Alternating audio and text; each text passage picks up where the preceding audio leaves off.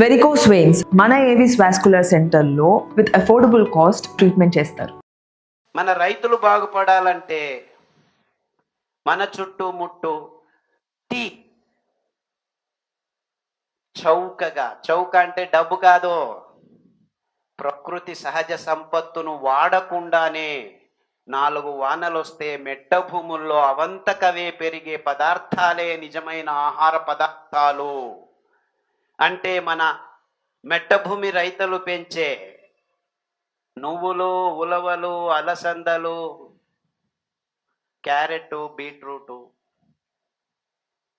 దొండకాయలు, సొరకాయలు, దోసకాయలు, బూడిద గుమ్మడికాయలు, ఇలాంటి పదార్థాలే నిజమైన ఆహార పదార్థాలు. ఎందుకంటే హృదయ రోగాల్ని అరికెలు, సామెలు మూల ఆహారంగా దోసకాయ, సొరకాయ, బూడిద గుమ్మడికాయ జ్యూసుల్ని తాపిస్తూ పారిజాతం ఆకు, రావి ఆకు, గరికె ఆకు కషాయాల్ని తాగిస్తే 95% హార్ట్ బ్లాక్ అయింది.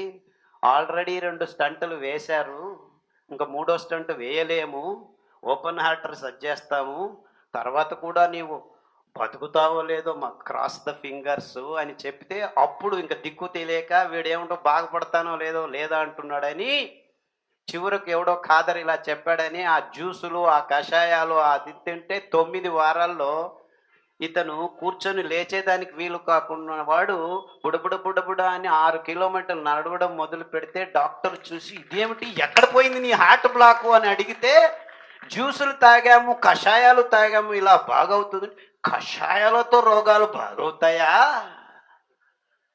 కషాయాలు తాగితే ఇలా బాగవుతుంది, అది ఎలా బాగవుతుంది? మేము నమ్మము. నువ్వు నమ్మొద్దు బాబు, కషాయాలు తాగు, హార్ట్ బ్లాక్ ఉంటే కరిగిపోతుంది, తర్వాత నమ్ముదులే. ఇలా ఒక్కరు కాదు, ఇద్దరు కాదు, వందల వేల మంది బాగు చేసుకుంటున్నారు. ఎందుకంటే ఈ కషాయాలు ఇప్పటికీ రోడ్ల మీద అక్కడ పెరుగుతూ ఉన్నాయి. ఎవడు ఒక్క నయా పైసా ఖర్చు పెట్టాల్సిన పని. అరికెలు, సామెలు, కొర్రలు, అండు కొర్రలు 4 వానలు వస్తే అవంతకవే పెరుగుతాయి. ఎవరు ఏమి కష్టాలు పడాల్సిన పని లేదు. పైన మెల్లగా అలా భూమిని దున్నేస్తే చిన్న నాగలితో 1/2 ఇంచు 1 ఇంచు నాగలితో మన ఎద్దులను వాడి భూమి ఎవరు దున్నుతారో? మా దగ్గర పెద్ద పెద్ద ట్రాక్టర్లు ఉన్నాయే, స్కీముల్లో సబ్సిడీలు ఇస్తున్నారు, గవర్నమెంట్ పాలసీలు చేశారు. ఎందుకంటే వాళ్ళు ట్రాక్టర్లు రెడీ చేసి పెట్టుకున్నారు, సూట్ కేసులు ఇచ్చారు. ఇక్కడ అందరి మీద ఈ ట్రాక్టర్లను తోలి ఎద్దులతో ఎందుకరా మీరు దున్నుతారో, డీజిల్ వాడండి అని చెప్పి ట్రాక్టర్లకు సబ్సిడీలు ఇచ్చి మీ దగ్గర నుంచి డబ్బులు వెనక్కి తీసుకుంటూ ఉంటే దిక్కు తోచక రైతు ఆత్మహత్యలు చేసుకుంటున్నాడు. అదే మీరు ఆ ఎద్దును 4 గడ్డి మాచలు అంటే ఆ కొర్రలు, అండుకొర్రలు పెంచిన తర్వాత ధాన్యం మీరు తీసుకోండి, ఆ గడ్డి ఆ ఎద్దుకు వేయండి, అద్భుతంగా తిని మళ్ళా రుజనానికి రెడీ అవుతుంది. ఆ ఎద్దుల్ని దున్నడం తర్వాత పెంచిన వేరుశెనగలు, నువ్వులు, వెర్రి నువ్వుల్ని మీరు గానుగల్లో తిప్పేదానికి ఆ ఎద్దుల్ని రోజుకు 2 గంటలు వాడితే అవి బతుకుతాయి. మనకు అద్భుతమైన వెర్రి నువ్వుల నూనె. వెర్రి నువ్వులు అంటే ఏమిటి అని మీరు అనుకుంటున్నారా?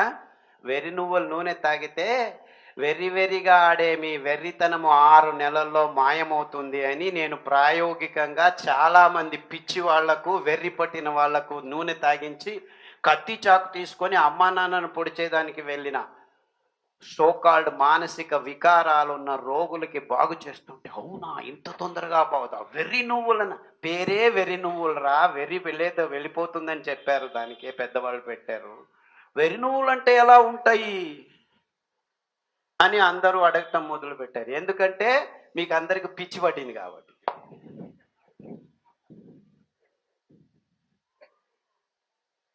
వెర్రి నువ్వులు అవంతకవే పెరుగుతాయి.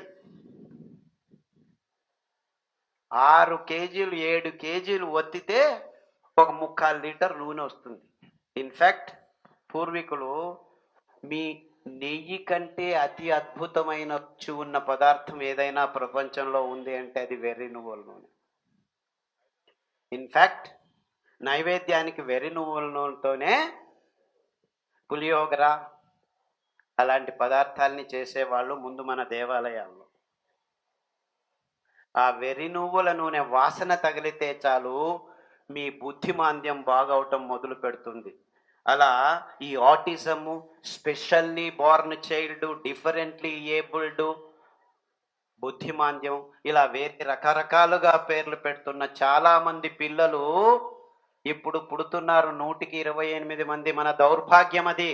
మన ఆరోగ్యం ఒకవైపు పోగొట్టుకోవటం ఒక అంశం అయితే, పుట్టబోయే పిల్లల్ని సరిగ్గా పుట్టించుకోలేని దౌర్భాగ్య స్థితికి మానవ జాతి దిగజారింది గడిచిన 20-30 సంవత్సరాల్లో. అది మీరు తింటున్న ఆహార పదార్థాలే ముఖ్య కారణమని ఏ డాక్టరు చెప్పకపోవటం వల్ల.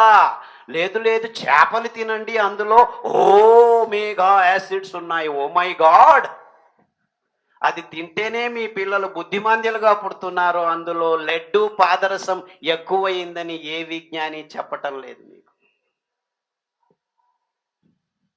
అర్థమవుతుందా? ఇంత సరళంగా ఉంది విషయము. సో మీరందరూ నేను ఈ ఎండి, ఈ ఎంఎస్, ఇది చేశాను, అది చేశాను అని అనుకోవచ్చు. కానీ ఈ విషయాలన్నీ మీ పాఠ్యపుస్తకాల్లో ఎవరూ రాయలేదు, ఎవరూ చెప్పలేదు. చెప్పేదానికి ముందుకు రారు, రాబోరు. ఎందుకంటే 128 మంది ఎండి, ఎంఎస్ డాక్టర్లు కూడాను డయాబెటిక్ పేషెంట్లుగా ఉన్నారు. వాళ్లకు దిక్కు తెలియట్లేదు ఎలా బయటపడాలో.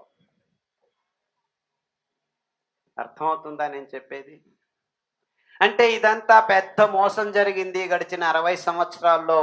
We have all been taken for a ride all over the world. Industrial food culture వచ్చేసింది. అంటే ఆహారాన్ని కేంద్రీకృత వ్యవస్థలో తయారు చేసి అందరికీ సరఫరా చేసే ఒక పెద్ద విధానాన్ని గడిచిన 50 సంవత్సరాల్లో వ్యవస్థితంగా మన మీద రుద్దబడింది. దాని నుంచి బయటపడితేనే మీ ఆరోగ్యం బాగుపడుతుంది, మన రైతులు బాగుపడతారు, మన పల్లెలు బాగుపడతాయి, మన పర్యావరణం బాగుపడుతుంది. ఇదంతా ఒక్క విషయమే, విడివిడిగా లేదు. ఎద్దులు బాగుపడటం, మన రైతులు బాగుపడటం, మన ఆరోగ్యం బాగుపడటం, మన పల్లెలు బాగుపడటం. మన పల్లెలు ఆర్థికంగా నిలదొక్కుకోవాలంటే ఆ మెట్టభూమి రైతులు ఉన్న పల్లెలు పండిస్తున్న పదార్థాలకి గౌరవంతో, భక్తితో కొద్దిగా డబ్బిస్తే వాళ్ళు బతుకుతారు. లేదు మేము అనుదానాలు ఇస్తుంటాము, ఏం చేస్తారు వాళ్ళందరూ సిటీలకు వచ్చి గేట్ల ముందా కాపర్లు గాను, చిన్న చిన్న పనులు చేసుకునే లేబరర్స్ గాను మారిపోతే మనం దిక్కు తెలియక, సిటీల్లో ఎలా బతకాలో తెలియక ఈ ట్రాఫిక్లో వద్దాడుకొని పుడుకొని చెప్తున్నాం. అక్కడి నుంచి ఇక్కడికి వచ్చేదానికి 3 గంటలు. 60 కిలోమీటర్లే.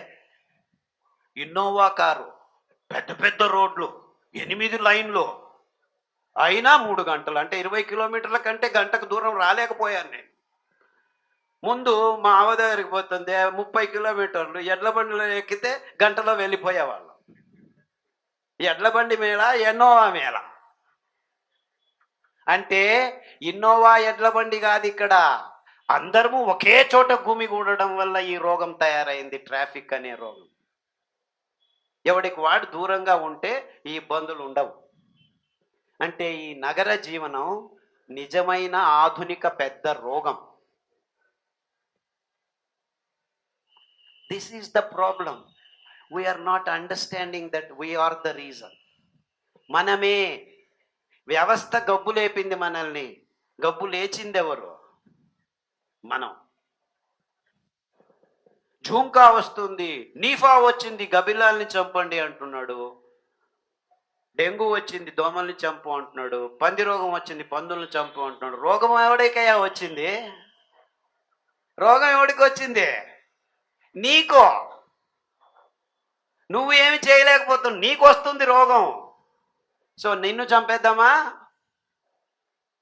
And this is the solution the modern world is giving you. ఏమంటే చంపేస్తున్నారు. డెంగ్యూ వస్తే చనిపోతున్నారు 195 మంది. Because we have no answer. ఇలాంటి వాటినన్నిటినీ సమగ్రంగా ఆలోచిస్తే మీకు సమాధానాలు, పరిష్కారాలు చాలా సరళంగా ప్రకృతి వైపు దొరికినప్పుడు, చూసినప్పుడు మాత్రమే దొరుకుతాయి.